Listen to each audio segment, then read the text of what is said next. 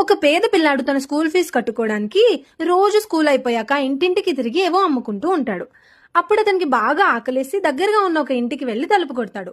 కొట్టగానే దాంట్లోంచి ఒక అందమైన ఆవిడ బయటకు వస్తుంది. అతను ఏమీ అడగలేక ఒక గ్లాస్ మంచినీళ్ళు ఇస్తారా అని అడుగుతాడు.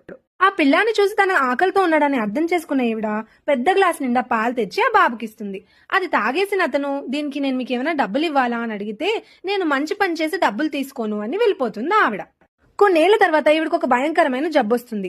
ఈవిడికి ట్రీట్ చేసే ఆ డాక్టర్స్ లో ఆ పిల్లాడు కూడా ఒక డాక్టరే. ఆఖరికి కష్టపడి ఎలాగో క్యూర్ చేసి ఈవిడిని బతికిస్తాడు.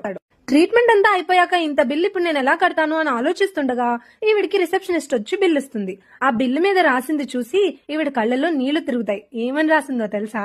ఒక గ్లాసుడు పాలతో మీ బిల్ కట్టేశారు అని రాసుంటుంది. ఎన్నో ఏళ్ల క్రితం ఏది ఆశించకుండా ఒక గ్లాసుడు పాలిచ్చినందుకు ఇప్పుడు ఆవిడ ప్రాణాన్ని బతికించింది. మన లైఫ్ లో కూడా అంతే. చేసిన మంచి ఎక్కడి